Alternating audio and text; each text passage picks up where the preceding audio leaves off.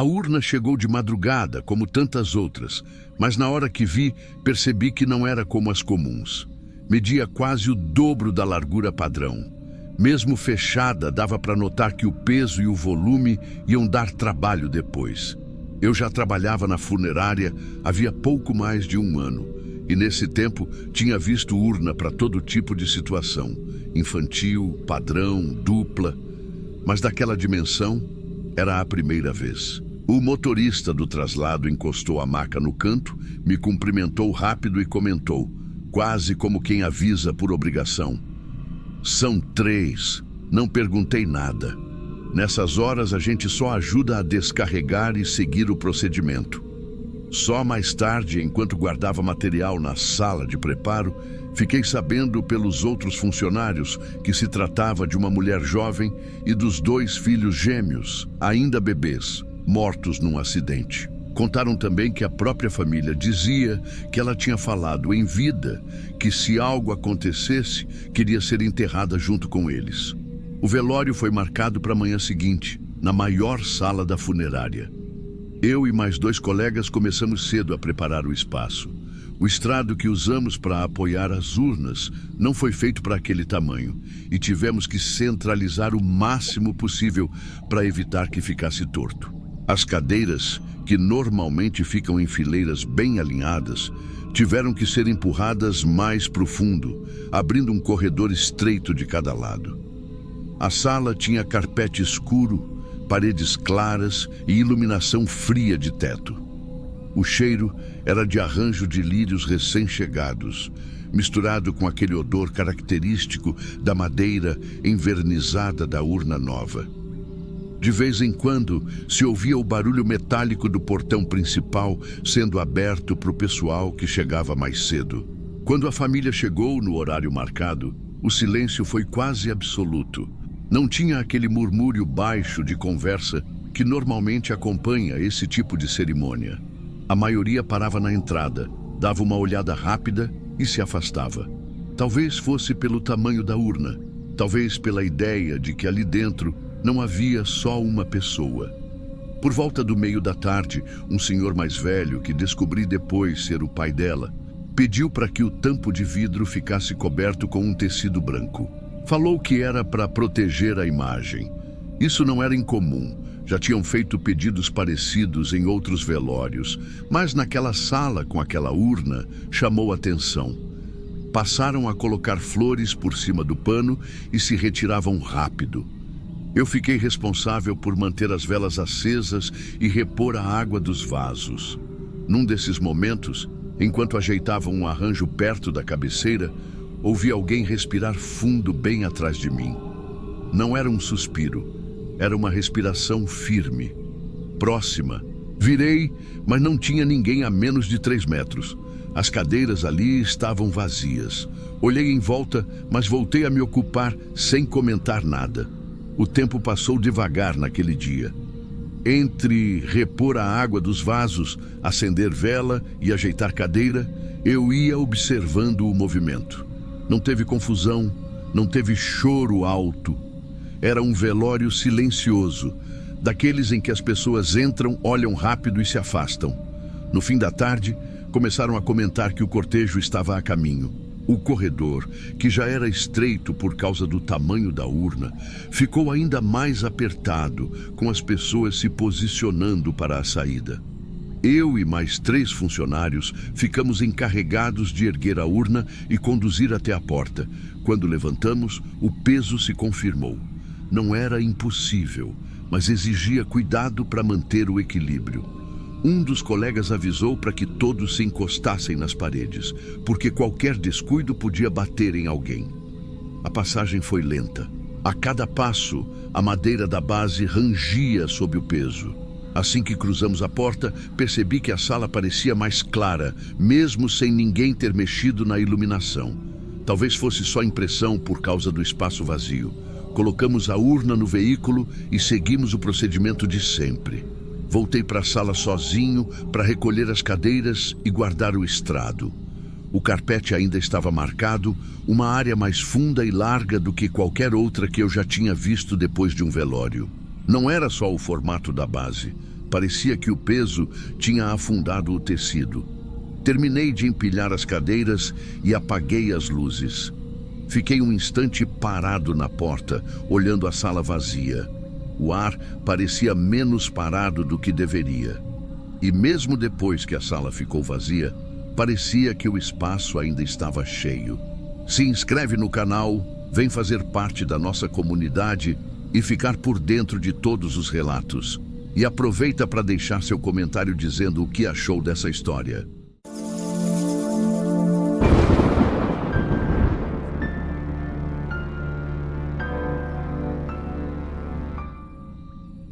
Era começo de noite quando meu celular tocou.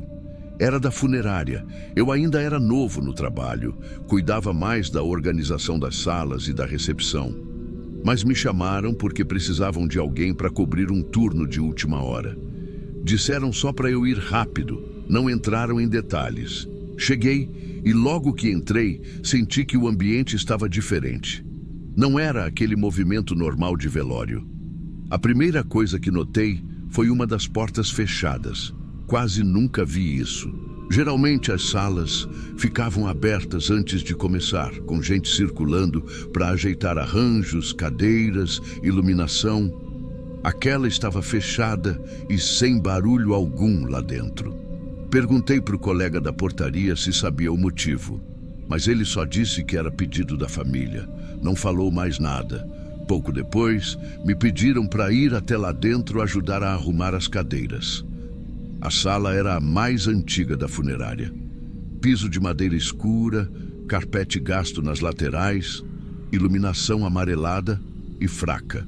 O ar parecia mais frio que no resto do prédio e não havia ar-condicionado ligado. Tinha aquele cheiro de madeira úmida, misturado com produto de limpeza que fica impregnado. O falecido era um homem de uns 50 anos. Não tinha nada demais no histórico dele que me contaram, mas a família parecia contida. Não era aquele clima normal de conversa baixa e abraços.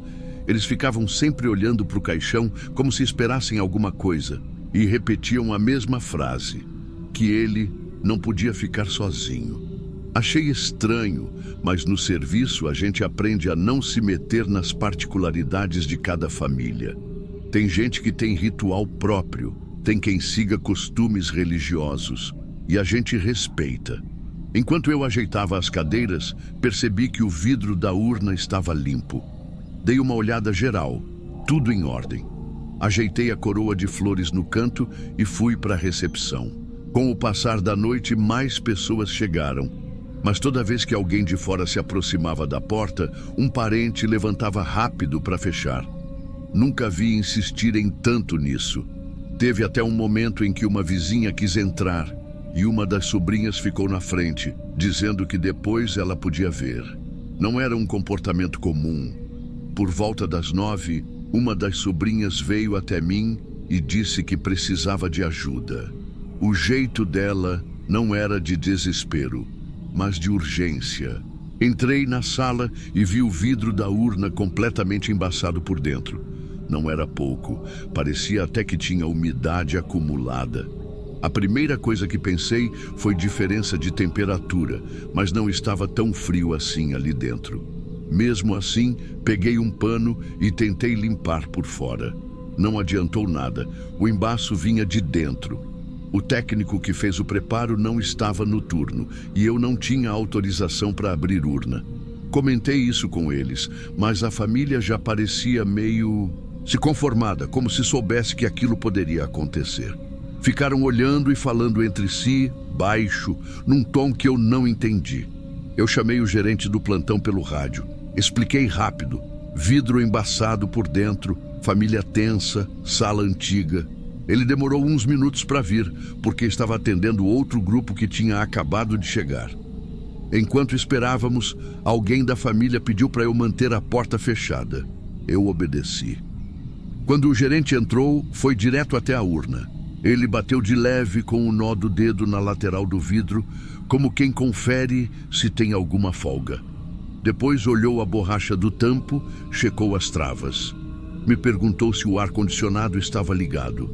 Eu disse que naquela sala não tinha, só um ventilador de teto que quase ninguém usava porque fazia barulho e levantava cheiro do carpete. Ele ficou em silêncio por uns segundos e a sobrinha, a mesma que me chamou antes, insistiu. Tem como abrir? O gerente respondeu que não era recomendado abrir sem o técnico, ainda mais com gente na sala. Falou que, para evitar qualquer problema, o certo seria transferir para uma sala mais nova, mais fria e mais iluminada. Sobrou para mim agilizar. Ele me pediu para pegar o suporte com rodas no depósito e pediu para a família aguardar um pouco no corredor. Ninguém reclamou. Eles pareciam querer sair dali. Quando abri a porta para conduzir o grupo, a diferença de ar entre a sala e o corredor ficou evidente. No corredor estava morno, quase abafado de gente passando. Na sala era um frio seco, mas sem aparelhos por perto. Aquilo por si só já deixava um incômodo que eu não sabia explicar direito. Talvez fosse o piso velho, talvez fosse só a minha cabeça. Fui até o depósito, peguei o suporte e voltei. A porta estava entreaberta. O gerente tinha desligado as luzes da sala antiga, deixando só o abajur do canto, amarelo, fraco. A urna estava no centro e o vidro continuava fosco. Eu tentei, por reflexo, dar uma passada de pano por fora. Nada.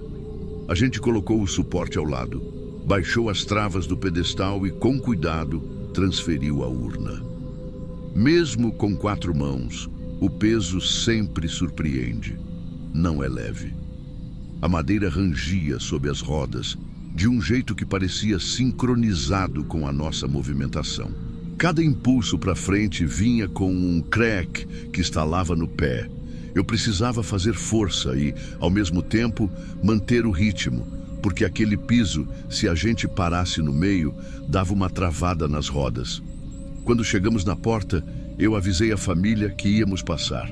O tio, que até então estava calado, se aproximou e disse, sem olhar para mim: aqui não dá mais. Não perguntou se podia, não justificou. Só disse isso.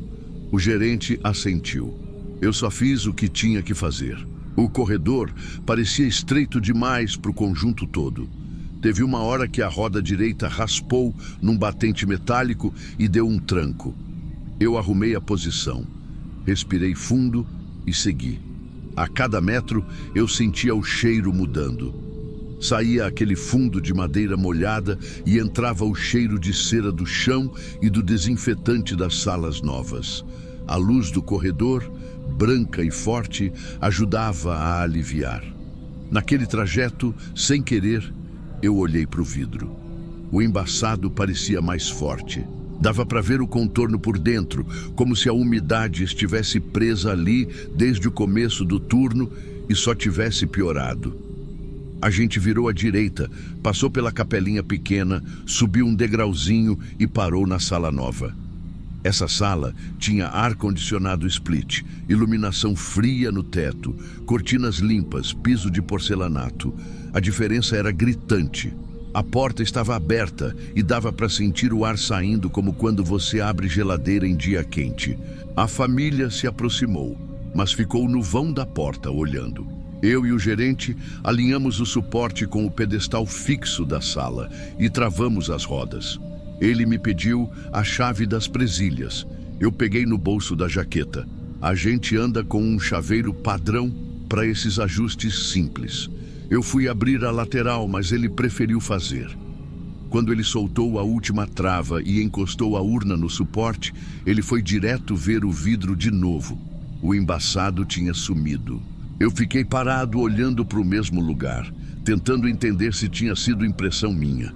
A sobrinha, que estava atrás, deu um passo para dentro, chegou mais perto e também reparou. Ela se virou para o tio, como se isso confirmasse alguma coisa entre eles. O tio não entrou. Ele ficou com a mão no batente, o corpo meio de lado, vendo tudo de fora. O gerente perguntou, num tom normal, se eles preferiam permanecer nessa sala. O tio respondeu que sim, melhor aqui. Eu comecei a reorganizar cadeiras, mesa de café, e avisar a equipe para levar as coroas de flores para cá. É um trabalho que parece simples, mas dá tempo. Tem a ordem dos laços, a distância do corredor de passagem, a posição do livro de presença. Eu fui fazendo no automático, do jeito que a gente aprende, mas com aquela sensação de que tinha gente me observando o tempo todo, mesmo quando eu estava de costas. Quando ficou tudo arrumado, eu voltei com uma garrafa térmica cheia e algumas xícaras descartáveis. Coloquei na mesinha do canto e deixei açúcar e mexedor. Ninguém encostou.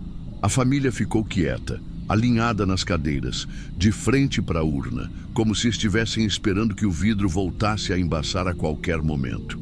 Não voltou. Teve uma senhora, prima ou tia, não sei, que me perguntou se na sala antiga tinha infiltração.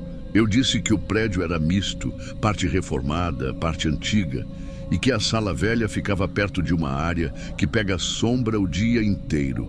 Falei isso porque é verdade. A umidade ali é mais teimosa. Ela assentiu, como se fosse a resposta que queria ouvir. Eu não sei se era. O gerente voltou para o atendimento dele e me deixou de olho. Meu turno ainda ia longe. De tempos em tempos, alguém da família levantava, ia até a porta e verificava o corredor. Parecia medo de visita indesejada, mas ninguém disse nada. No livro de presença, só nomes de parentes próximos. Por volta de 10 e pouco, chegou um conhecido que claramente não era íntimo. Veio com flores simples, pediu licença, entrou devagar. O tio, que não tinha entrado até então, escolheu esse momento para atravessar a sala, dar a volta e ficar do outro lado, perto da cortina. Ele não olhou para o visitante. Ficou vidrado no vidro. O visitante assinou o livro, colocou as flores no suporte e tentou puxar conversa com a sobrinha. Ela respondeu curto, educada. Ele ficou sem jeito e foi embora rápido. Quando a porta fechou, o tio voltou para o vão, como se nada tivesse acontecido. Eu sei que pode soar como detalhe bobo, mas em velório, o que foge do normal aparece sem a gente querer. Gente evita comida. Gente evita sentar de costas para a porta. Gente que não entra de jeito nenhum. Coisa assim. Mais tarde, lá pelas 11, o gerente me chamou na recepção para falar sobre a sala antiga. A gente precisava checar se tinha alguma coisa diferente por lá. Lâmpada aquecendo o vidro, algum equipamento com calor, qualquer fonte que pudesse justificar o embaçado. Fomos nós dois. A porta estava encostada. Ele acendeu a luz e aquela iluminação amarelada deu as caras de novo. Eu senti o mesmo ar frio e parado. Passamos a mão no tampo do pedestal, no trilho do suporte, no abajur. Nada quente. A janela do fundo estava fechada, com a cortina pesada. O ventilador de teto parado.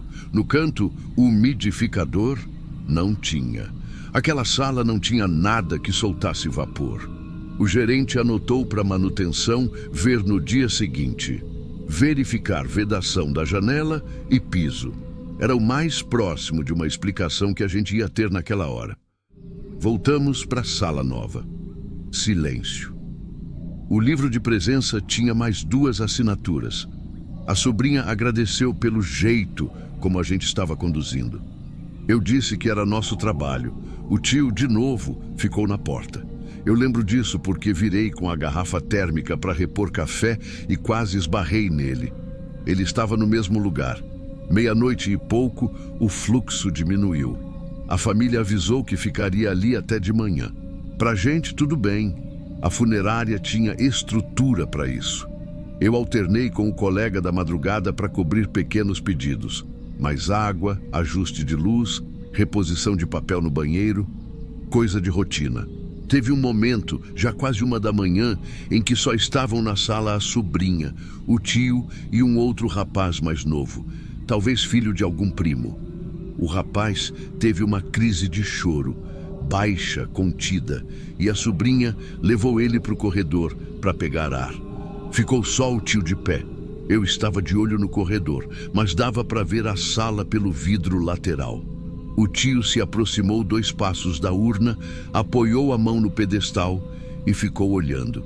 Ele não encostou no vidro, só olhou. Eu contei uns 20 segundos e ele voltou para o lugar de sempre, no batente. Quando o dia amanheceu, eu já estava acabando o meu turno.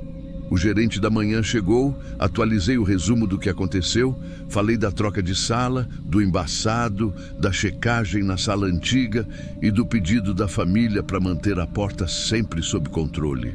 Ele anotou, agradeceu e pediu para a manutenção priorizar a sala velha. Eu devolvi o suporte com rodas para o depósito e fui tirar o crachá. Na hora de ir embora, passei pelo corredor das salas antigas. A porta daquela sala estava agora aberta, com 2 cadeiras encostadas e o piso recém-limpo. Sem ninguém ali, o cheiro de produto de limpeza tomou tudo. A luz amarela acesa deixava as quinas mais duras, as sombras mais marcadas. Eu reduzi o passo, só por hábito. Não entrei. Eu sabia que não tinha nada para ver, mas também não tinha nenhum motivo para ficar olhando. Continuei andando. No fim da tarde, quando voltei para pegar um documento que eu tinha esquecido no armário, passei pela sala nova. A família ainda estava lá. 2 pessoas que eu não tinha visto de manhã estavam em pé, conversando baixo. A sobrinha me viu de longe. Levantou a mão num gesto de obrigado. Eu retribuí com a cabeça e segui. O enterro foi no começo da noite. Eu não acompanhei. Fiquei no balcão, fechando um formulário com o gerente e acertando os horários do dia seguinte. A funerária voltou para o ritmo normal de um dia cheio. Ligações, flores chegando, cafeteira apitando. Na rotina, tudo se mistura. Muda o nome, muda a foto, mas as ações são as mesmas. Só que tem coisas que ficam. Na semana seguinte, o pessoal da manutenção informou que não tinha nada de errado na sala antiga. Só umidade mais alta na parte do rodapé e uma fresta mínima num dos cantos da janela que eles vedaram. Nada que justificasse embaçar vidro por dentro daquela maneira. O relatório era isso: verificado, vedação aplicada, acompanhar. Eu li e guardei. Não comentei nada. Depois disso, voltei a usar a sala velha algumas vezes. Em nenhuma outra ocasião, o vidro ficou daquele jeito. Às vezes, alguém da família prefere porta fechada pelas próprias razões. E a gente respeita. Mas o vidro não. Nunca vi repetir. Ainda assim, teve uma noite, algumas semanas depois, em que eu cheguei mais cedo e fui conferir as salas antes de todo mundo. A antiga estava livre, luz apagada, como sempre. Quando eu empurrei a porta e entrei, senti de novo aquela diferença de ar. Não um frio de temperatura, mas uma falta de circulação que dá impressão de lugar parado. Acendi o abajur do canto. A lâmpada faz um estalo pequeno antes de acender, e fiquei ali por uns segundos, vendo a poeira quase invisível que levanta quando o carpete cede. Eu ouvi o piso responder ao meu peso. Não tinha urna, não tinha gente, não tinha nada. Era só uma sala. Fechei a porta com cuidado e voltei para o corredor. O pessoal começou a chegar, o dia correu, a vida seguiu. Aquela família nunca mais voltou. Não me perguntaram nada e eu também não perguntei. No nosso trabalho, às vezes o não saber é deslocado, mas é o padrão. Você cumpre o procedimento, registra o que tem que registrar e segue para o próximo. E é isso. Eu não tenho uma explicação. A urna embaçou por dentro numa sala e ficou limpa na outra. A família quis trocar e trocou. Ninguém reclamou, ninguém exigiu algo fora do normal, ninguém fez escândalo. Só pediram discrição e porta sob controle. A gente fez. O resto ficou onde estava. No comportamento deles e na minha lembrança do vidro. Nunca me explicaram por que trocaram, mas até hoje, sempre que passo por aquela sala, evito olhar para dentro.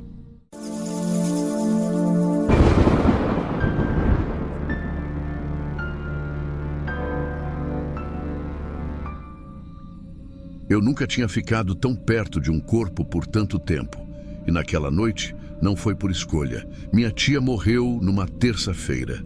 Era começo de noite quando deram a notícia, e logo depois já estavam decidindo onde seria o velório. No bairro, velar o corpo em casa não era novidade.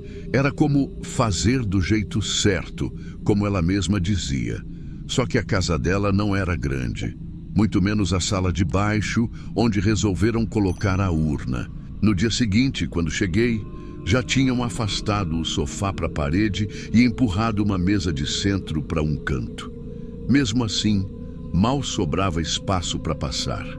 O caixão ocupava quase toda a frente da sala, encostado na parede que dava para a porta de entrada. Quem chegava tinha que passar por ele, não tinha outro jeito. As paredes eram pintadas de branco, mas já com manchas amareladas perto do teto. O ventilador de pé ficava num canto, fazendo um barulho de hélice frouxa. Dava um vento fraco, que parecia só empurrar o calor de um lado para o outro. A cada rajada, o cheiro das flores se misturava com o perfume forte de alguém que passava. Era um cheiro doce demais, enjoado. A cozinha, logo ao lado, estava cheia de gente preparando café, cortando bolo, colocando copos descartáveis em fileiras na mesa. Eu fiquei ajudando lá, porque era menos sufocante do que ficar parado na sala. Mas, de tempos em tempos, eu precisava atravessar com bandejas e garrafas térmicas. E toda vez que fazia isso, o meu ombro passava a menos de meio metro do vidro da urna. Dava para ver o rosto dela ali. Não olhei muito, mas bastava um reflexo rápido do vidro para sentir um desconforto. O movimento das pessoas apertava ainda mais o espaço. Às vezes, alguém parava bem no meio, conversando baixo, e eu tinha que me espremer entre o corpo e a parede para passar. Era como atravessar um corredor estreito com uma presença que não dava para ignorar. Por volta das 9 da noite, a sala já estava cheia. O calor parecia preso ali dentro, mesmo com a porta aberta. O ventilador não dava conta, e todo mundo abanava com papel ou panfletos de missa. Eu já estava na terceira ida à cozinha quando aconteceu. Um dos vizinhos, um senhor que morava na rua de trás, chegou atrasado.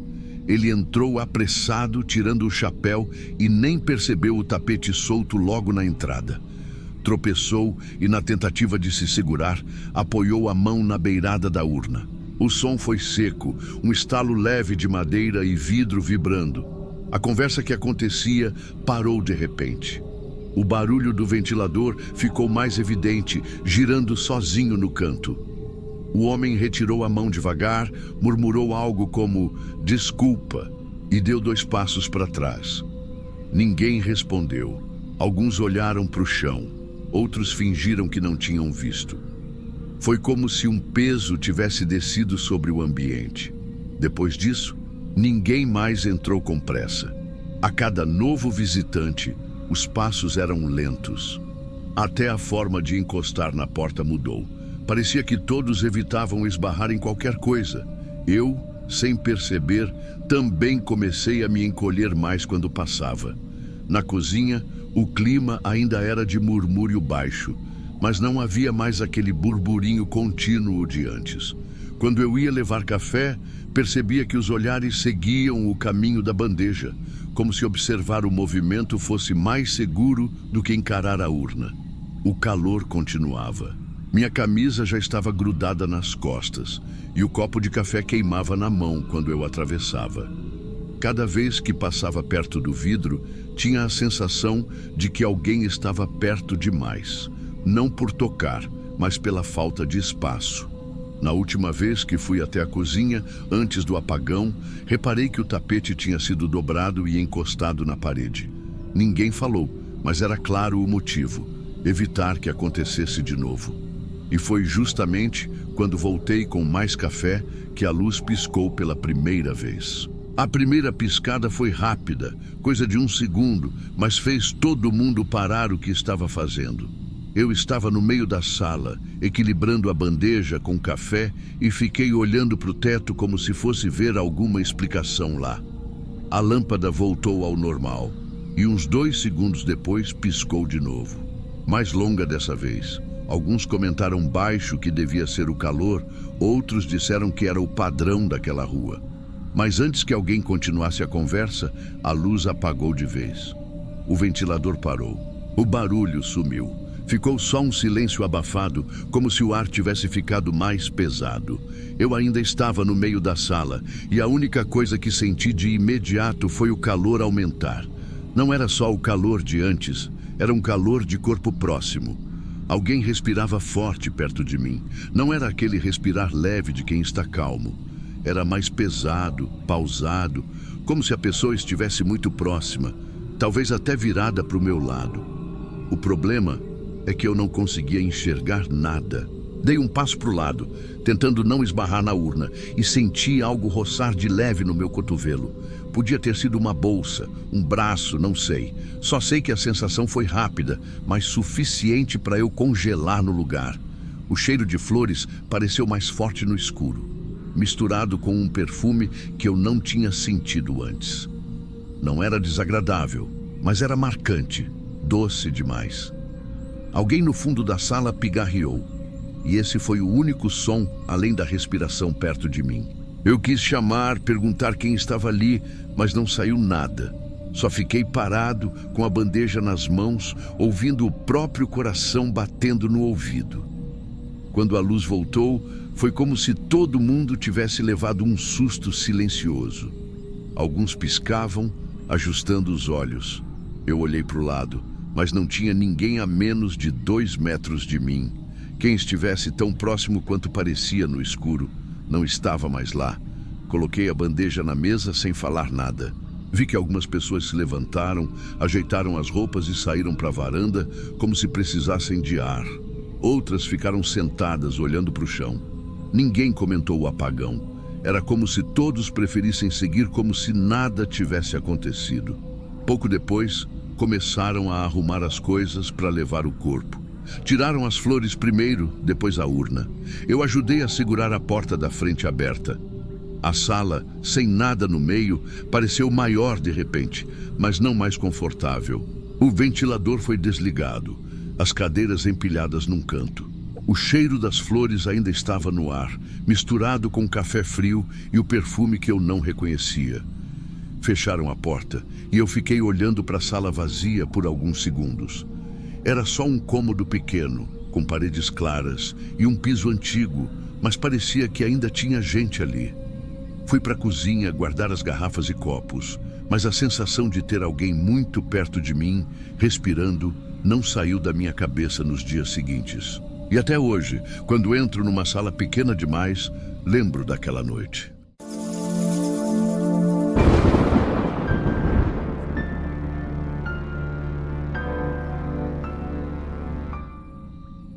Eu já toquei em muito velório. Violão, teclado, sempre coisa simples, só para preencher o silêncio. A maioria das vezes, as pessoas nem reparam que tem música. Mas nesse dia, logo que entrei, eu entendi que o silêncio não era o problema. Era uma capela pequena, num bairro afastado, dessas com bancos de madeira alinhados e uma luz amarelada que não iluminava direito os cantos. O corpo estava no centro, na urna aberta, mas ninguém chegava perto. Não tinha ninguém em volta. As pessoas ficavam encostadas nas paredes, como se tivesse uma faixa imaginária no chão que elas não podiam cruzar. Eu estranhei, mas montei minhas coisas e comecei a tocar. Primeira música, tudo normal. Na segunda, percebi que ninguém olhava para frente. Olhavam para o chão, para o teto, para a janela, qualquer direção, menos para o corpo. Até quando alguém ia colocar flores, fazia isso de lado, esticando o braço sem se inclinar. O ar lá dentro estava quente, meio pesado. Tinha o cheiro misturado de flores e vela queimando. De vez em quando, o banco rangia quando alguém mudava de posição, mas fora isso, ninguém falava nada. Nem choro eu ouvi, o que é raro. No intervalo, deixei o violão na cadeira e fui beber água na copa. Tinha uma funcionária lá, arrumando umas xícaras. Tá todo mundo meio afastado hoje, né? Comentei, meio para puxar assunto. Ela demorou um pouco para responder. Hoje, a gente não conseguiu fechar direito.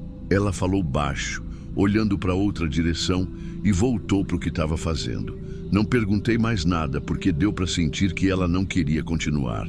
Voltei para o salão e comecei a tocar de novo. Foi aí que percebi, entre um acorde e outro, dava para ouvir um barulho baixinho, como se algo raspasse.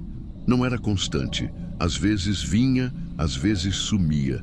No começo, achei que fosse uma cadeira arrastando ou alguém mexendo num vaso. Mas quando prestei atenção, percebi que parecia vir da direção da urna. Ninguém reagia.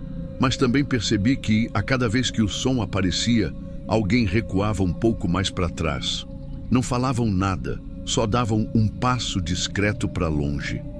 Continuei tocando, tentando não perder o compasso, mas fiquei com aquilo na cabeça. E o clima na sala parecia cada vez mais pesado, como se todo mundo estivesse esperando alguma coisa que ninguém queria ver.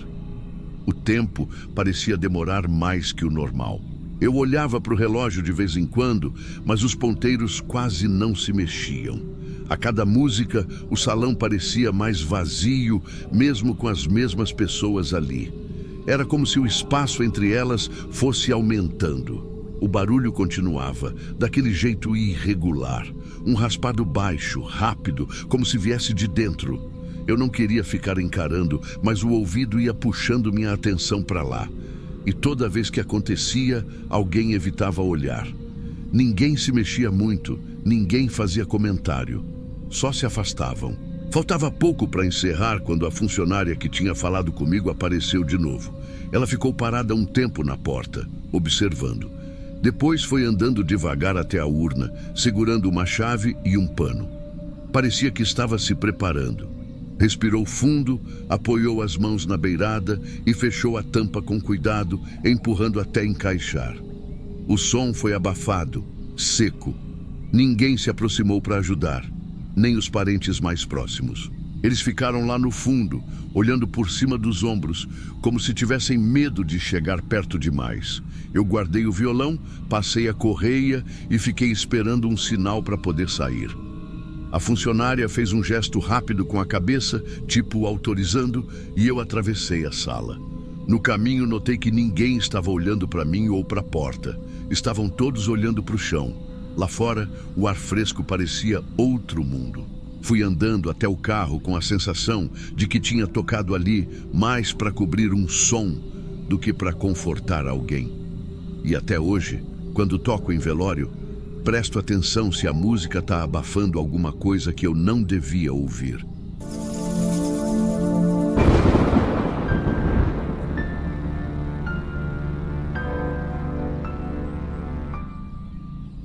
Eu cheguei no velório sem saber muito bem o que esperar.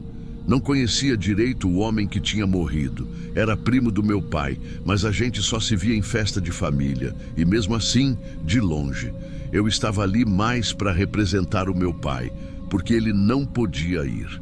A capela era grande e moderna. Tinha piso claro, paredes lisas e iluminação forte no teto. As cadeiras estavam organizadas em fileiras bem alinhadas, todas voltadas para frente, onde ficava a urna. O ar-condicionado deixava o ambiente frio, e o som que se ouvia era baixo, como se todo mundo falasse de propósito em tom contido. Quando eu entrei, vi que quase todas as cadeiras estavam ocupadas, mas uma fileira bem na frente da urna estava completamente vazia. Era estranhamente destacada. Era como se todo mundo tivesse combinado de evitar aquele espaço. No começo, achei que fosse coincidência. Me aproximei, pronto para sentar. Foi aí que senti uma mão no meu braço. Uma senhora, que parecia ser da família, olhou para mim e falou baixo, quase num sussurro. "Não é bom sentar aí." Ela não explicou nada, só soltou meu braço e voltou a olhar para frente. Eu, sem graça, fui para uma cadeira mais ao fundo. Senti que não era hora de perguntar. De onde fiquei, dava para ver toda a sala. O movimento perto da urna era rápido. As pessoas chegavam, ficavam pouco tempo e logo se afastavam. Ninguém permanecia ali por mais de alguns minutos. Aquele espaço vazio parecia estar sob um tipo de atenção constante. Foi aí que reparei nele. Um homem de terno escuro, encostado na parede lateral, com as mãos cruzadas na frente. Não falava com ninguém, não mexia no celular, só observava. A impressão que eu tinha é que o olhar dele sempre acabava voltando para aquela fileira vazia. De vez em quando, alguém passava perto e olhava também, mas não se sentava. Era como se houvesse uma regra silenciosa, que eu, por não conhecer direito a família, não estava entendendo. Em determinado momento, entrou um rapaz apressado, vestindo camisa social, provavelmente vindo do trabalho. Ele olhou rápido para a sala e, sem hesitar, se sentou exatamente naquela fileira. O homem de terno se endireitou, atravessou o corredor e se inclinou para falar algo no ouvido dele. Não sei o que disse, mas o rapaz levantou imediatamente, olhou em volta de forma estranha e saiu da capela. Não voltou mais. Eu fiquei parado, só observando. O clima ali não mudava, mas eu sentia que, mesmo sem saber, eu estava presenciando algo que tinha um motivo. Só que ninguém estava disposto a explicar. O tempo foi passando e a capela ficou ainda mais silenciosa. As conversas, quando aconteciam, eram curtas e rápidas, sempre no fundo da sala. Aquele homem de terno não mudava de posição por muito tempo. Ele parecia estar ali com um único propósito: vigiar aquela fileira. Em alguns momentos, o olhar dele se desviava para a urna, mas era breve. Logo voltava para as cadeiras vazias. Eu tentava não ficar encarando, mas percebi que outras pessoas também notavam a presença dele e evitavam cruzar os olhos. Durante uma das orações, notei que todos se levantaram, menos ele. Ficou exatamente no mesmo ponto, como se não fizesse parte da cerimônia. Quando a oração terminou e todos se sentaram, ninguém ocupou a fileira.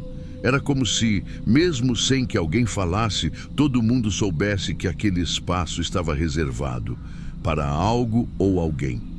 Uma hora depois, entrou uma mulher com uma criança no colo. Ela parecia cansada, talvez tivesse vindo de longe. Procurou um lugar para sentar e começou a se aproximar da fileira vazia. Antes que conseguisse chegar, uma das funcionárias da capela fez um gesto rápido, indicando outra cadeira. A mulher desviou o caminho sem questionar. Tudo era sutil, ninguém comentava, mas as ações eram sempre as mesmas: impedir sem explicar. Quando a noite já ia adiantada, percebi que o número de pessoas tinha diminuído. Algumas fileiras já estavam vazias, mas aquela, logo de frente para a urna, continuava intacta, como se as horas não tivessem passado. O homem de terno seguia no mesmo lugar, agora com as mãos nas costas, observando. Decidi que já era hora de ir embora. Levantei devagar, cumprimentei alguns parentes e caminhei até a porta. Foi nesse momento que, pelo canto do olho, vi o homem se afastar da parede e atravessar em direção ao corredor lateral que ficava atrás daquela fileira. Ele tirou uma chave do bolso e trancou a porta que dava acesso a esse corredor. Não falou com ninguém, não olhou para ninguém. Só trancou e voltou para onde estava. Saí sem perguntar nada. E mesmo sem conhecer direito a família, eu sei que aquela fileira não ficou vazia à toa.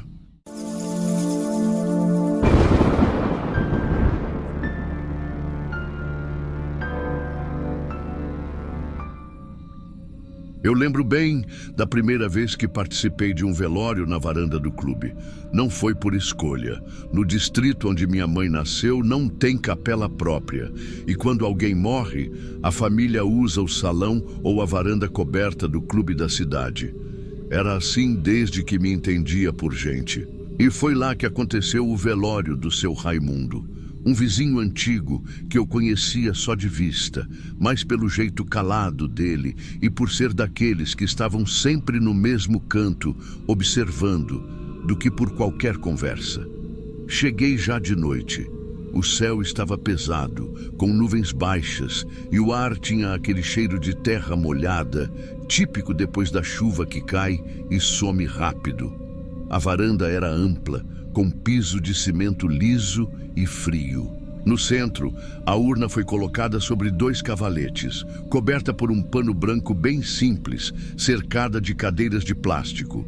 Algumas iguais, outras misturadas, vindas de casas vizinhas. Atrás da varanda, o terreno se abria num campo comprido, com o mato baixo que ia até a beira do rio.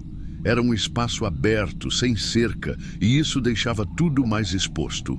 A iluminação vinha de 3 lâmpadas amareladas penduradas no teto, ligadas por fios aparentes, e de um poste antigo lá na beira do campo.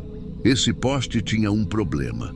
A luz piscava de vez em quando, e todo mundo da cidade sabia que era assim há anos. O vento passava livre, já que não havia paredes fechando a varanda. Entrava pela frente e saía pelos lados, carregando um frio leve que não incomodava muito, mas atrapalhava as velas. De vez em quando, quem estava mais perto da urna tinha que se inclinar para proteger a chama com a mão, senão apagava. Numa dessas, vi uma senhora segurando a vela enquanto o pano que cobria o caixão tremia levemente com o ar que entrava. Eu fiquei num canto, cumprimentando conhecidos, mas sem querer conversar muito. O barulho mais constante era o do rio ao fundo e, vez ou outra, o latido de um cachorro distante. No bar da esquina, que ficava a uns 50 metros, dava para ouvir o som de talheres batendo em copos, como se alguém estivesse mexendo açúcar no café. Lá pelas 2 da manhã, o movimento diminuiu bastante. Ficamos eu, 2 rapazes conhecidos e um senhor mais velho, que eu não lembrava de ver antes naquela noite. O resto do pessoal ou foi descansar ou foi até o bar. A varanda ficou silenciosa, só com o rangido ocasional das cadeiras quando alguém mudava de posição. Foi nesse silêncio que aconteceu a primeira coisa estranha. Vieram uns passos do lado de fora, vindos da direção do campo. Não era rápido, mas também não era lento demais. O som do cascalho rangendo começava forte e depois diminuía, como se alguém estivesse chegando.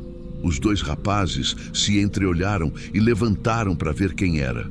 Eu fiquei sentado, acompanhando com os olhos. Eles foram até a beira da varanda e olharam para a estrada, mas não tinha ninguém. A estrada estava deserta, só o escuro e o barulho do rio. Voltaram e sentaram sem falar nada, e o silêncio ficou mais pesado. O vento aumentou um pouco, fazendo uma das lâmpadas balançar. O poste lá fora apagou por alguns segundos, deixando a varanda só com as luzes internas, que eram mais fracas. Nesse momento, percebi que o senhor mais velho não estava mais na cadeira. Não lembro de ter visto ele levantar ou sair. Ninguém comentou nada, mas reparei que os 2 rapazes trocaram um olhar rápido. Eu permaneci no meu canto, tentando não pensar muito, mas dali em diante, cada estalo de madeira ou barulho de vento parecia mais alto do que antes. Depois que percebi que o senhor já não estava ali, o tempo pareceu andar mais devagar. Eu tentava manter o olhar na urna ou nas velas, mas minha atenção voltava sempre para o lado de fora, para o escuro do campo. O vento continuava entrando de forma irregular, às vezes tão fraco que mal mexia no pano, outras vezes mais forte, fazendo o tecido estufar como se tivesse alguém passando rápido perto dele.